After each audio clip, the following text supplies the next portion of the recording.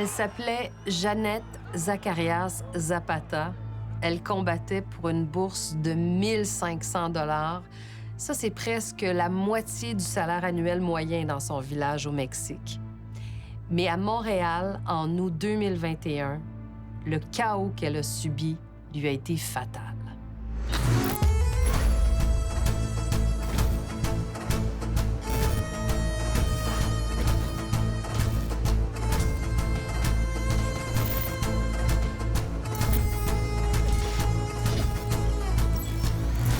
À l'époque, on avait présenté la mort de la jeune boxeuse mexicaine comme un accident, un événement tout à fait imprévisible.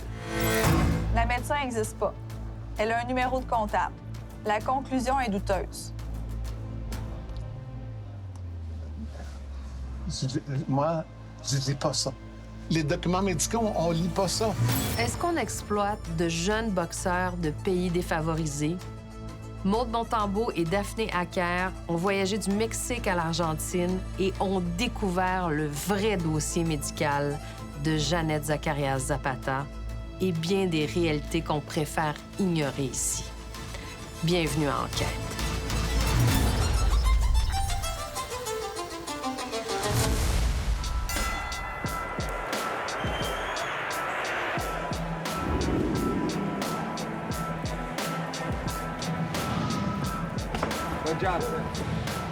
Les événements de boxe, on veut passer une belle soirée,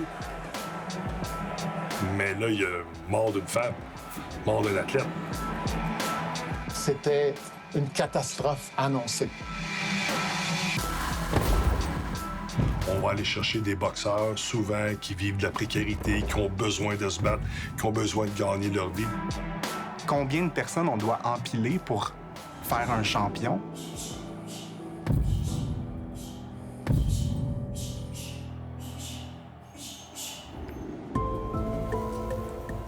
Le patient, quand il arrive dans le coma, il ne peut pas nous raconter son histoire, il ne peut pas nous raconter tous ses symptômes. Et donc, on est à la recherche du moindre indice. Un neurologue est par définition un peu un enquêteur. La mort de Jeannette Zacarias Zapata tourmente le neurologue Stéphane Ledoux depuis plus de 3 ans. Il est convaincu que ce drame n'a rien d'un accident sportif. Je me demande bien ce qui s'est produit dans son cerveau. Assez rapidement, je vais voir des reprises de l'événement en question.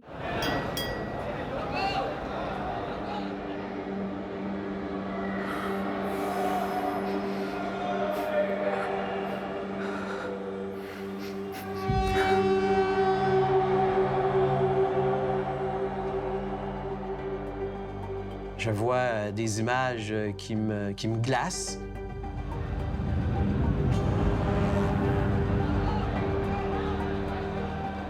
Elle tourne en boucle dans ma tête, constamment. Vous voyez Zapata qui quitte maintenant sur la civière. Combien de fois vous avez regardé la vidéo? Des centaines de fois. C'est une dame de 18 ans, innocente, qui avait toute la vie devant elle. Elle était coincée, orientée vers ce type de combat. Et pour moi, c'est pas acceptable. Voilà. Entre Ciccone et... C'est pas McCarthy qui est... Ciccone, 6 pieds 5 pouces. Celui qui vous parle aujourd'hui, là, c'est une personne qui a mangé des coups de poing sur la tête. Without Scott Thornton in the lineup. Qui a subi des commotions cérébrales. L'ex-hockeyeur Enrico Ciccone est devenu député libéral en 2018. Il est investi d'une mission, prévenir les commotions cérébrales dans le sport. On voit que quelqu'un vient se battre contre un champion ou championne d'ici, puis il repart dans un cercueil. Là, ça marche pas, là. Ça marche pas, là. La régie, l'école des courses et des jeux est là, justement, pour protéger ces boxeurs et boxeuses-là. Des fois, on se demande, est-ce que la job a vraiment été faite? La Régie des alcools, des courses et des jeux du Québec engage une petite armée d'employés à contrat. arbitres, juges, médecins, qui veillent au bon fonctionnement des galas organisés par les promoteurs. Le promoteur qui est ici, il a ses boxeurs, puis il veut monter des fiches pour ses boxeurs aussi. Monter une fiche, ça veut dire éviter les défaites, décrocher le plus de victoires, idéalement par KO. Ça permet d'accéder à des combats plus prestigieux, à un titre, à une ceinture, à de meilleures bourses. Puis on fait venir des combattants chair à canon pour mon boxeur. Moi, je trouve qu'on ne devrait pas faire ça. Bachir Serrois Moumni connaît bien le récit de la mort de la boxeuse Jeannette Zacarias Zapata. Avec une collègue, le chercheur a recensé les reportages produits sur l'athlète mexicaine. Lui aussi se questionne. Est-ce que cette mort était prévisible?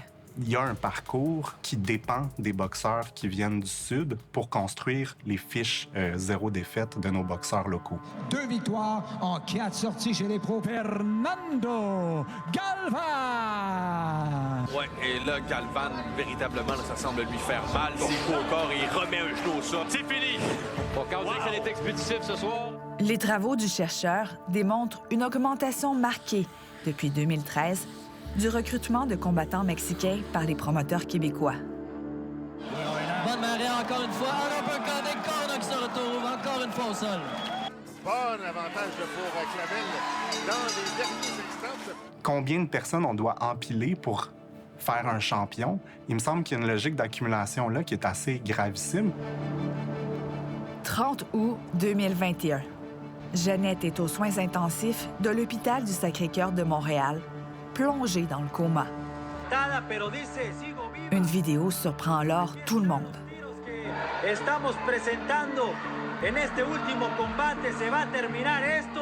À ce moment-là, personne n'avait vu ces images. Ça s'est passé à Reynosa, au Mexique. Du ring jusqu'à l'hôpital, Jeannette est restée inconsciente. Des examens radiologiques sont effectués. Le promoteur Yvon Michel a organisé le gala auquel participait Jeannette. 2 ans plus tard, quand le coroner conclut à une mort accidentelle, M. Michel est rassuré. C'est un accident qui est arrivé. Que ce soit la Commission athlétique du Mexique, la Régie au Québec, tous les intervenants ont effectué un travail sans faute. Le neurologue Stéphane Ledoux, lui, refuse catégoriquement d'adhérer à cette thèse. Je me suis dit, il y a quelque chose qui colle pas. Faute de moyens, le coroner n'a pas eu accès à tous les documents, toutes les informations. Il tente alors, par tous les moyens, d'obtenir les scans de Jeannette, en vain. Face à un cul-de-sac, le docteur Ledoux se tourne vers nous. Nous découvrons un premier document. Il est louche. Il s'agit d'un rapport radiologique effectué au Mexique 2 semaines avant le combat de Jeannette à Montréal.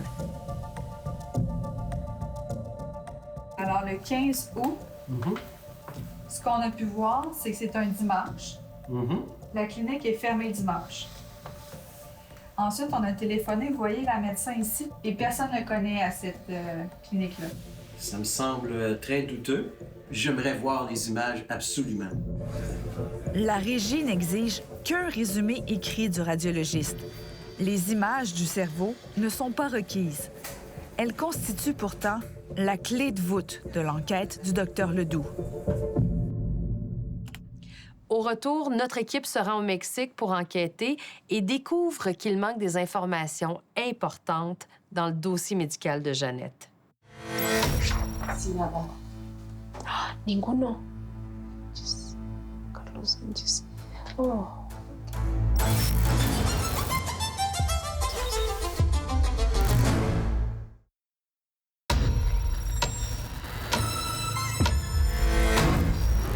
Pour comprendre comment Jeannette Zacarias Zapata a pu mourir lors d'un combat à Montréal, notre équipe va se rendre au Mexique où elle va rencontrer des témoins importants, les parents de Jeannette.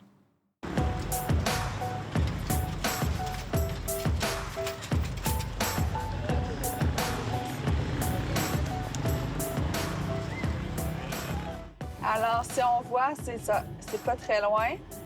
On va se rendre. C'est à peu près en quelques minutes. Notre collègue de Radio-Canada International, Paloma Martinez-Mendez, a accepté d'être notre guide et interprète. Nous sommes dimanche. Elle nous conduit à la clinique d'où proviendrait le rapport radiologique douteux. Clinique ouverte le dimanche? Bien, c'est ça, on veut vérifier si c'est possible de passer des examens, des CT scans un dimanche. Comme Jeannette, Paloma a grandi ici. Et voici la fameuse clinique. Il y a des grilles. Ça m'a l'air fermé. Ça m'a l'air fermé, oui. Il n'y a pas de sonnerie. Sonnette? Non, hein? Oui. Cerrado? Cerrado? Cerrado. Cerrado?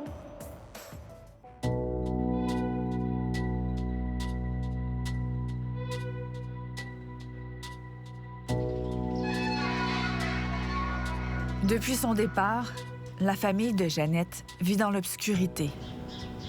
Tous les rideaux de la modeste maison sont fermés en tout temps. La famille attendait notre arrivée. Ils espèrent qu'on puisse répondre à leurs nombreuses questions. C'est la première fois qu'Irene Zapata trouve le courage de s'exprimer à la caméra. Ça va être très difficile pour moi. Je vais craquer. Je suis désolée. La famille Zacarias Zapata ne pouvait pas offrir à Jeannette les soins nécessaires après son chaos à Reynosa. J'ai demandé à Dieu un miracle. Elle a ouvert les yeux et elle m'a parlé. Comme presque tous les jeunes boxeurs mexicains, Jeannette rêvait d'être championne du monde.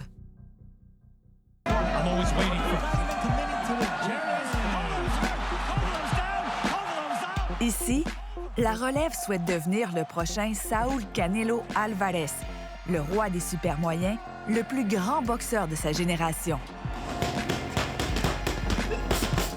Mais en début de carrière, les moyens dont il dispose sont parfois limités. On se contente d'installations rustiques et de matériel de fortune.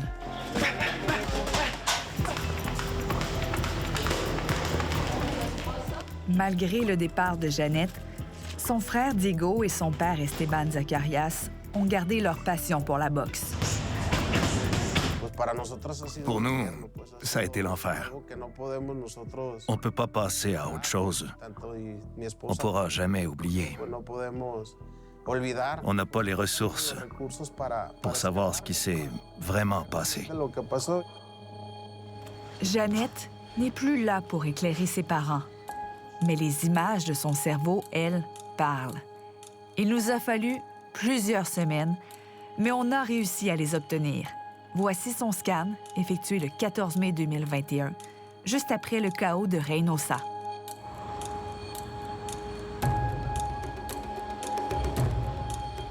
La docteure Annabelle Cervantes est la présidente de l'Association des radiologistes de l'État d'Aguascalientes. Nous lui avons soumis les images. Une personne qui a une lésion aussi grave, elle doit être hospitalisée longtemps. Sinon, elle met sa vie en péril. Pero si le dice quiero practicar el box, ¿usted le diría sí o no? No. En este último combate se va a terminar esto. Nous avons sollicité plusieurs médecins spécialistes canadiens. Ils sont du même avis qu'elle. À ce moment-là, Jeannette aurait dû cesser la boxe à tout jamais. Alitée, Jeannette souffre d'atroces douleurs. Elle les a documentées dans ce mémo vocal que nous avons découvert. Créeme que el dolor es insoportable. Es un dolor que nunca pensé que iba a sentir en mi vida. Jeannette se plaint de symptômes sévères. Ils sont toujours intenses quand elle voit le médecin conseil de la commission de boxe d'Aguascalientes. Il s'appelle Juan Carlos Sanchez Vázquez. Elle s'y rend en compagnie de son entraîneur. Tout était là. Ils sont allés au rendez-vous avec les scans et un disque. Un repos de plusieurs semaines est imposé par le docteur Sanchez. Quand Jeannette accepte l'invitation pour le combat au Québec, les douleurs sont toujours là. Saludos, profe, mister. Ahorita me encuentro en el aeropuerto de la Ciudad de México. Nos llevemos la victoria para Aguascalientes. ¿Cómo reaccionó Jeannette a esta proposición de combate? Elle était très heureuse. J'ai beaucoup insisté pour qu'elle n'accepte pas. Elle avait des douleurs si intenses à la tête. Mais c'était sa décision.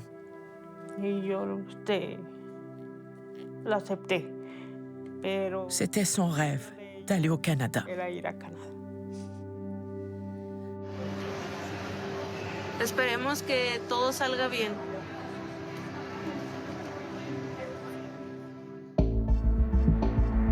Parce que Jeannette avait subi un récent chaos, la Régie québécoise a exigé un rapport radiologique avant d'autoriser le combat. Son entraîneur, Luis Cruz, a hésité avant de nous parler. Il assure avoir fourni tous les documents médicaux au promoteur. Tout était en règle. Ce n'était qu'un accident. Nous lui présentons le rapport douteux. ¿Alguna vez vio Non, je m'en souviens pas. Je veux dire, j'ai du mal à m'en rappeler. L'entraîneur a une explication. Il jure qu'un vrai scan aurait été réalisé, mais, surprise, il proviendrait d'une autre clinique. Nous avions un rapport signé par un médecin. On a remis un disque avec le scan à la commission de boxe d'Aguascalientes. Luis Cruz est insistant. Le scan dont il parle montre un cerveau tout à fait normal. Selon la radiologiste Cervantes, l'appareil utilisé n'est pas précis. Il aurait fallu une IRM, une imagerie par résonance magnétique. L'IRM permet de révéler ces petits détails. Ver esos pequeños detalles a nivel celular.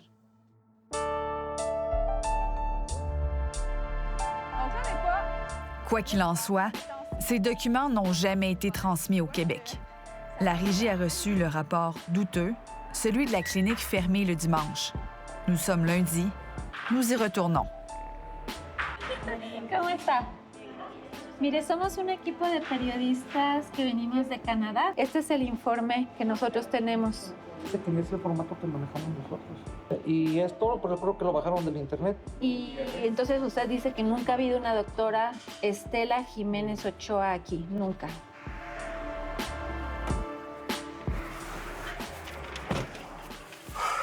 OK. Est-ce que j'ai bien compris que ce sera un collage selon l'employé? Oui. Personne ne reconnaît le formulaire, ni la médecin non plus. Cette médecin-là, elle n'existe pas dans nos bases de données. Je crois que c'est un faux document. ¿Usted qué piensa?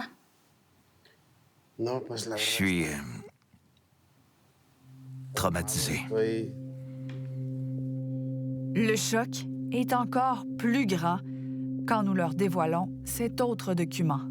Cette fois, c'est un formulaire rempli par un vrai médecin, le docteur Sanchez de la commission de boxe locale. Il assurait le suivi de Jeannette, mais il ne fait aucune mention de ses antécédents, aussi graves soient-ils.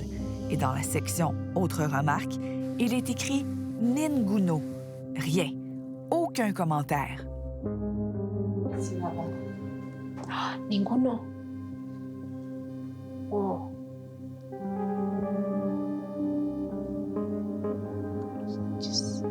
Carlos Sánchez. Oh. No, pues un interrogatorio de... C'est un rapport médical incomplet qui omet des informations cruciales. Pues muy determinativa para... Ça a coûté la vie à cette jeune femme.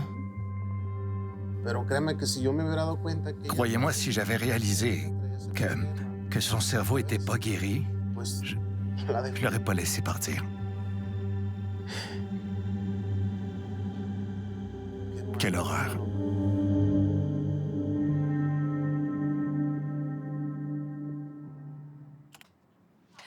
Au retour, on va vous montrer qu'il n'y a pas que Jeannette. Il y a tout un système de jeunes boxeurs en Amérique centrale, en Amérique du Sud, qui sont prêts à tout pour venir combattre au Canada. Depuis la mort de la boxeuse mexicaine, rien n'a changé.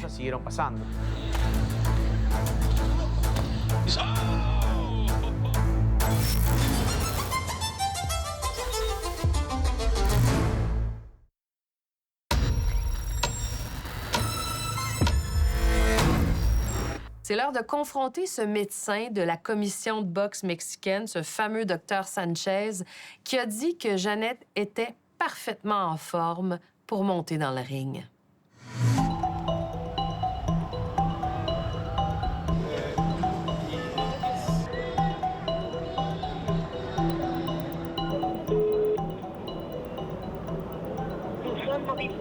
La llamada se cobrará al terminar los tonos siguientes. Vous pouvez essayer avec mon numéro? Ouais. Toujours au Mexique, dans la ville d'Aguascalientes, nous arrivons enfin, après plusieurs tentatives, à parler au docteur Sanchez, médecin conseil de la commission de boxe. C'est lui qui a déclaré Jeannette apte à combattre. Hola. Il accepte de nous accorder une entrevue. Las 3 de la tarde. Ah, bueno, sí estaré bien esa hora. ¿Usted va a estar ahí? Sí, ahí voy a estar. Quelques heures avant la rencontre, le docteur Sanchez annule tout. OK, pas de réponse. Pas de réponse. Le médecin ne nous a plus jamais répondu, ni à nos messages, ni à nos appels. C'est le docteur Sanchez qui a signé. Es el doctor Sánchez que firmó ahí dándole la salida a Jeannette. Le président actuel de la commission de boxe se porte à sa défense. En ningún momento se menciona nada del accidente de Jeannette del 14 de mayo del 2021 en Reynosa. Nada. ¿Cómo explica eso? Je ne peux pas affirmer que le médecin a fait une erreur. Je ne sais pas pourquoi il a omis cette information. Je le connais depuis des années. Il a beaucoup d'expérience. Quant au président de la commission de boxe, qui était en poste au moment des faits, il a refusé catégoriquement de nous répondre.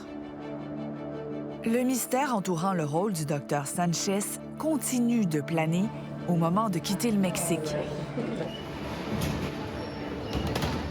Direction Argentine, parce que les boxeurs argentins sont de plus en plus nombreux dans les galas du Québec.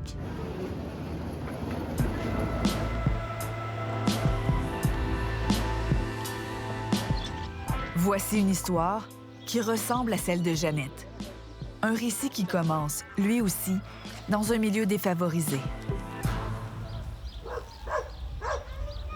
Je me battais souvent dans la rue quand j'étais jeune. Parce que j'étais pas bon au soccer, j'ai commencé la boxe. Carlos Roner a été invité dans un gala à Montréal en septembre dernier. Accueillons Carlos Roner. Si Moreno Fendero peut encaisser une 5e victoire par knockout. 2 crochets de la main avant de la part du boxeur argentin. Oh! Bel uppercut de la main avant de Moreno Fendero, c'était bien fait. Atteint solidement avec la main gauche à quelques reprises. Oh! Quelle puissante main gauche! Et c'est terminé! Roner complètement KO! Wow! On a vu ses yeux ouverts, donc il est conscient. Donc ça, c'est une bonne nouvelle. Je me souviens qu'il a brisé ma garde. Il était très, très fort. Ils m'ont emmené à l'hôpital sur une civière. Et tout s'est bien passé.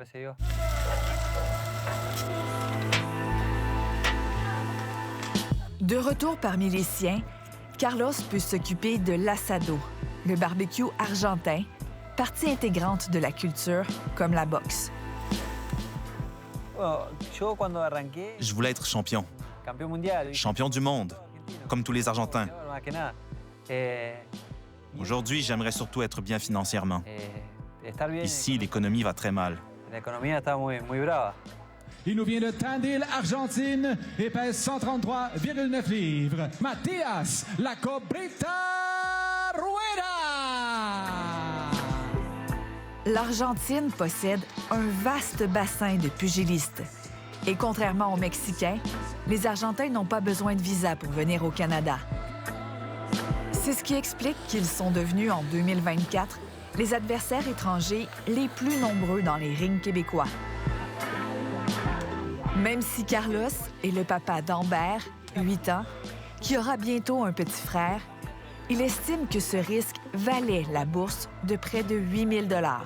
Cuando te echaron la piña y estabas ahí, ¿te arrepentiste de haber viajado? No me arrepentí. Pas du tout. C'était une défaite difficile et émotive, mais qui m'a beaucoup aidé. J'ai pu acheter du matériel pour construire ma maison.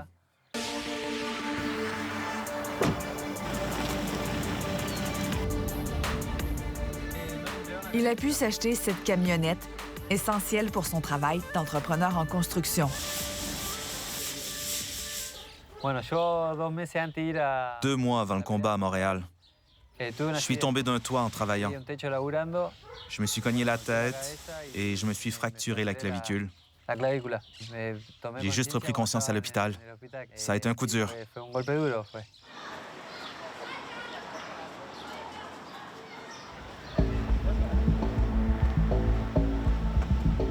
Même si les promoteurs de l'Argentine et du Québec concluent des ententes des semaines avant l'événement, Carlos, lui, n'a été prévenu qu'à la dernière minute.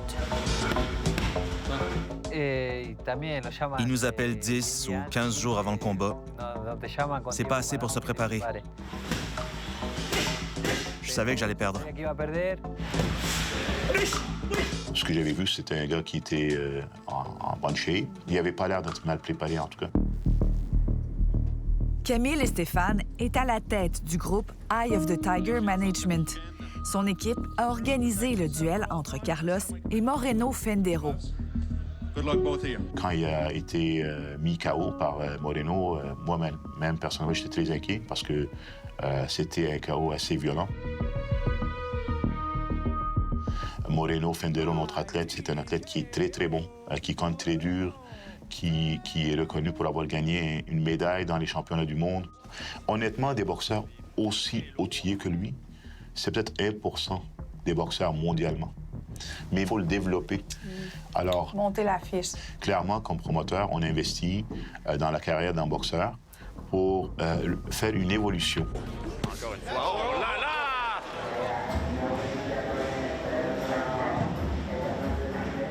Mauricio Doval est le gérant de Carlos. C'est une business. C'est pour l'argent. Mais ça devrait pas être au détriment de la santé des athlètes.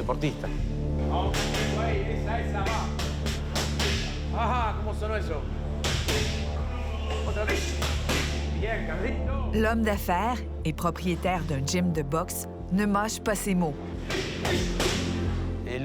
C'est comme à l'époque du Colisée romain. On envoie 5 Argentins en sachant qu'ils vont perdre. C'est triste, mais c'est la réalité. Il y a 8 combats ce soir, dont 8 boxeurs locaux qui ont cette lourde tâche. Le 5 septembre dernier, la carte de boxe présentait 5 adversaires argentins. Ils ont tous perdu. Pour lui, cette soirée illustre la réalité de la boxe. C'est terminé! C'est de l'abus. Ils profitent des Argentins, de notre situation. Et pas juste des Argentins, des autres Sud-Américains aussi. Monsieur Estefan est en désaccord total avec ce portrait dressé de l'industrie. On a tout à gagner en ayant un boxeur, un adversaire, qui est de calibre. Alors, c'est ce qu'on essaie toujours de faire. Puis, c'est très, très important pour moi de les bien traiter, puis dans le ring, mais que ce soit le plus fair possible pour qu'on puisse dire qu'on est fier de la victoire. Il me semble que en amont, il faut reconnaître un certain régime d'inégalité dans l'organisation des combats. Notre équipe a mis à jour les statistiques que le chercheur Bachir Serwa Moumni avait d'abord colligées. Les statistiques nous montrent que c'est quand même assez inégalitaire dans la mesure où les combattants locaux gagnent une majorité de ces combats-là. Des deux mains très polyvalentes, des deux mains aussi la mexicaine. Dans les 12 dernières années, les boxeurs mexicains ont perdu 92 % de leurs combats en sol québécois. Pour les boxeurs argentins, 98 % des combats auxquels ils ont participé se sont terminés en défaite. Et dans ce cas-ci, c'est même le point qui a arrêté. Wow! Il y a une organisation qui dépend de personnes marginalisées pour construire des fiches parfaites et qui profite peut-être même de la vie de ces personnes. Pour justifier ces défaites, le promoteur Camille Stéphane explique qu'il faut considérer l'avantage d'être à domicile devant une foule conquise. C'est un fait dans la boxe mondialement que les boxeurs qui proviennent de la région qui sont favoris pour gagner les combats. Ça nous est arrivé à nous aussi d'aller sur la route puis perdre des combats. Malgré les risques pour sa santé, Carlos prie pour qu'on l'invite de nouveau dans les galas du Québec. Hey, le promoteur canadien. Appelle-moi. Je suis prêt, j'ai beaucoup de potentiel. Des boxeurs comme lui se porteront toujours volontaires. C'est ce qui fait dire à Mauricio que c'est aux autorités québécoises de réagir. Depuis la mort de la boxeuse mexicaine, rien n'a changé. Je leur dirais, faites attention. Une tragédie est si vite arrivée. Au retour, on présente nos découvertes aux promoteurs. On leur donne des opportunités. Vous pensez que Mme Zapata a eu une opportunité? Oui, elle avait une opportunité. Malheureusement, elle n'aurait pas dû boxer.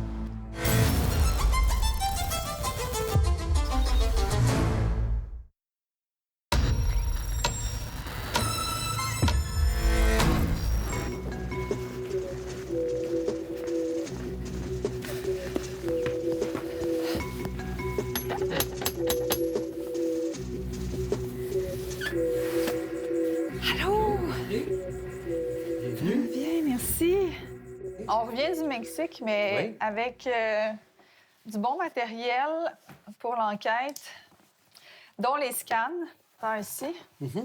Le docteur Stéphane Ledoux est sur le point d'obtenir des réponses à ces questions grâce au scan de Jeannette que nous avons obtenu. Celui qui a suivi le premier KO au Mexique que je vous montre à l'instant.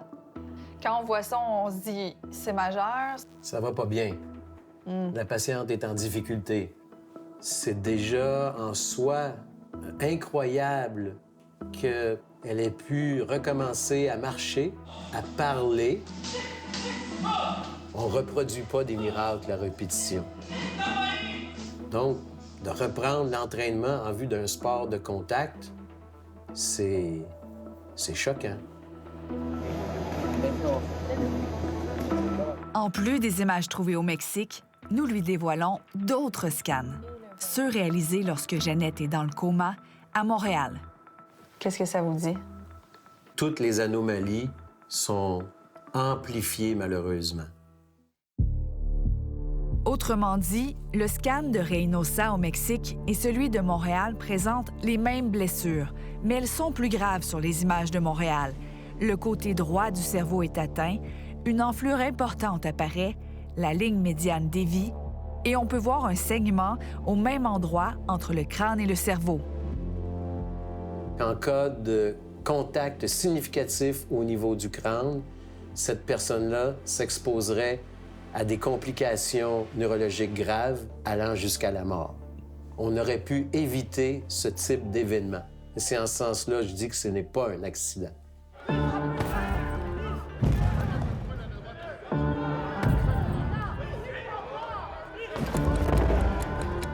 Nous présentons le rapport truqué au député Enrico Ciccone, celui signé par la fausse radiologiste.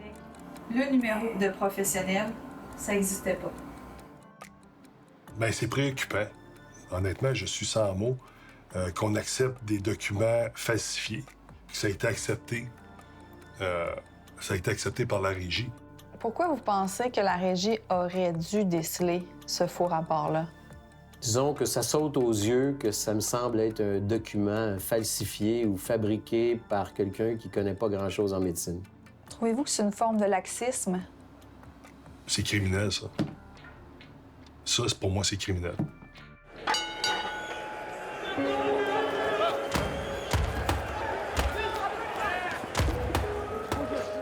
La régie a une porte-parole, mais de son propre aveu, elle n'accorde jamais d'entrevue. Des médecins qui travaillent pour la régie ne pouvaient pas nous répondre. Je viens vous dire, il y a une période de la régie de pas vous parler. C'est un milieu particulier. C'est véritablement très, très, très particulier. Je vous dirais que mon conseil, ce serait de parler au contentieux de la régie. De Buenos Aires, en Argentine, avec une fiche de 2 victoires, dont 2... Par courriel, la régie a déclaré être estomaquée par nos informations. Selon elle, c'est aux promoteurs d'organiser des combats équilibrés et donc de vérifier la santé des combattants. L'équipe d'Yvon Michel a fait traduire de l'espagnol au français le rapport falsifié de Jeannette avant de le remettre à la régie. Yvon Michel a refusé notre demande d'entrevue. Il ne voulait pas revenir sur cette tragédie. Avec ma collègue réalisatrice, nous nous sommes présentés au Casino de Montréal juste avant une de ses conférences de presse. Ah oui, oui, J'ai hâte depuis un petit bout de vous parler. Oui, oui. J'ai des questions pour vous. Ah, mais je suis pas intéressé. Le combat de Mme Zapata a été autorisé sur la base d'un faux rapport. Mais ça, je ne savais pas. Je ne savais pas. Vous me l'apprenez. C'est vous qui prétendez ça. Moi, c'est vous ne vérifiez pas l'authenticité des documents. Bonjour, M. Michel. Oui, bonjour. Ça va bien? Ça va bien, vous? Une semaine plus tard, Yvon Michel arrive à Radio-Canada. C'est bon? Oui, parfait. Il a en sa possession tout le dossier de Jeannette. Il y a 8 étapes importantes. Le promoteur assure qu'il a suivi à la lettre le protocole prévu par la régie. Après avoir bien analysé, on réalise que c'était un accident, ce qui s'est produit. Vous êtes toujours convaincu de ça Je aujourd'hui? suis toujours convaincu. Ouais. C'est là que nous lui résumons ce qu'on a appris au Mexique. Tournez l'autre côté du document.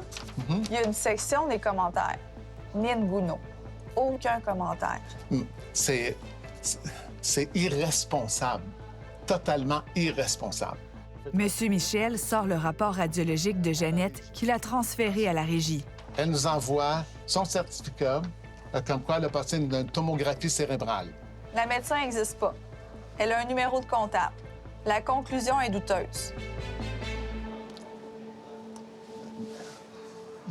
Moi, je ne lis pas ça. Les documents médicaux, on ne lit pas ça. Là, on n'a pas à valider, nous, on passe l'information. Je ne suis pas en position d'évaluer un certificat qu'un médecin va avoir rempli pour le boxeur. Ce n'est pas ni ma compétence, ni ma responsabilité. À la suite de notre interpellation, la régie s'est empressée de vérifier tous les documents du gala auquel participait Jeannette. Le Mexicain Giovanni Martinez était sur la carte du même gala. Son rapport radiologique a aussi été falsifié. On a triché.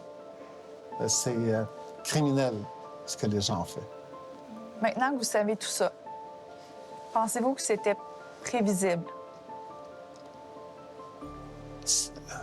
Maintenant que je sais tout ça, oui, il était évident que c'était pas un accident. C'était pas un accident, c'était une catastrophe annoncée.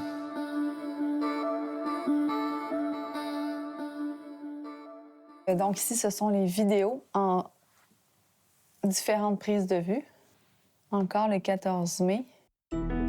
Le coroner, Jacques Ramsey, a aussi conclu à un accident dans son rapport d'investigation. Les informations que j'avais, c'est que ce rapport-là était normal. Mon erreur. My mistake.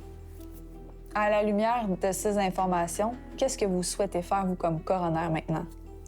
Mais je pense que ça mérite probablement de réouvrir l'investigation, de se reposer des questions, d'analyser tous les faits, de corriger les faits. Il promet d'ajouter de nouvelles recommandations dans son rapport. Il faudrait probablement que ces scans-là soient faits au Québec maintenant. On est capable de faire ce scan-là et on aura à ce moment-là indubitablement l'heure juste. C'est une question un peu difficile que je vais vous poser, mais qu'est-ce que vous répondez aux gens qui estiment que vous utilisez ces boxeurs-là comme de la chair à canon pour monter des fiches. Non, on n'abuse pas, on leur donne des opportunités. Une opportunité d'améliorer leur sort, d'aller chercher une victoire potentiellement, de gagner de l'argent. Vous pensez que Mme Zapata a eu une opportunité? Oui, elle avait une opportunité. Malheureusement, elle n'aurait pas dû boxer. Au Mexique, on craint que la boxe fasse d'autres victimes au Québec. On ne veut pas qu'un autre malheur se produise. C'est trop dur. La perte d'un enfant. Irène Zapata se souvient du dernier appel téléphonique avec sa fille. De Montréal, Jeannette lui a confié ce qu'elle voulait faire avec la bourse de 1 500 $. Elle m'a dit, « Maman, quand je reviendrai, je vais te donner de l'argent. » Elle l'a fait pour nous aider à réaliser notre rêve, de voyager, d'aller à la plage.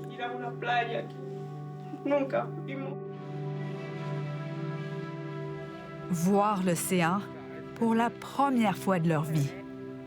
C'était le projet familial que Jeannette voulait financer.